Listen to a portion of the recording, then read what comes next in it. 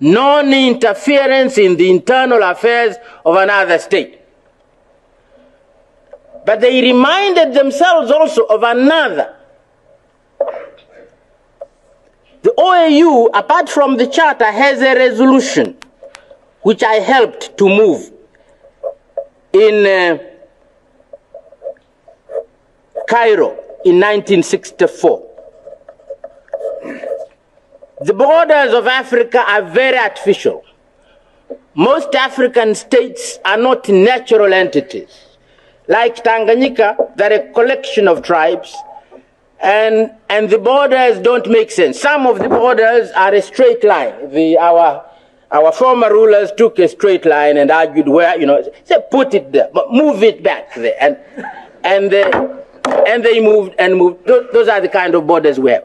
And they cut tribes in between. So in Tanzania, for instance, 60% of the Masai, you have heard of the Masai, 60% of the Masai are in Tanzania, 40% are in Kenya. Our southern border, the majority of the Makonde are in Mozambique. But we have a large part of the Makonde in Tanzania. At present, we have on the border with Rwanda, we have 600,000 refugees or 650,000 refugees from Rwanda. But actually, they're among their own people. They've just crossed that invisible border there, and they are living with their own people on the other side of the border. And some of us felt, and I felt particularly, that those borders, although they're stupid, we must keep them. We must not try and play about with them and say disentangle them. Disentangling those borders would be a mess.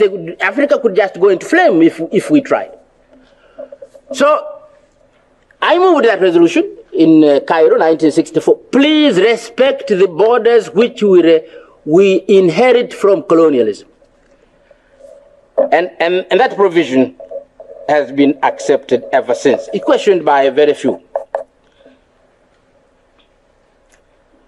But although we have respected that declaration,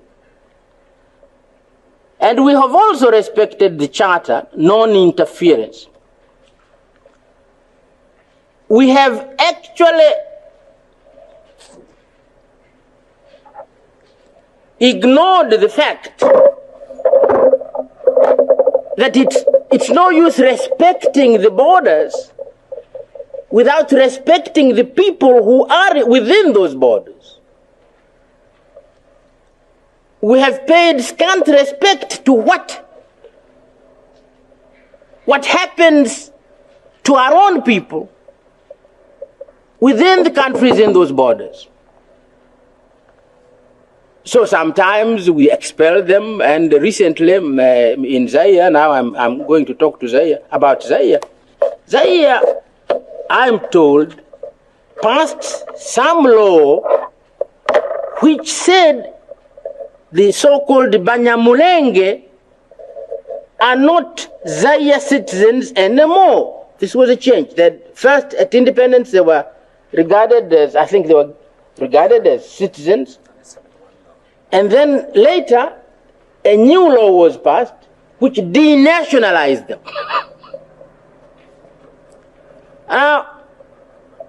The Banyamulenge are not immigrants to Zaire. They're not. The kingdom of Rwanda was partitioned between the Germans and the Belgians. And the Belgians took a part of the kingdom of Rwanda, the traditional kingdom of Rwanda, with the people.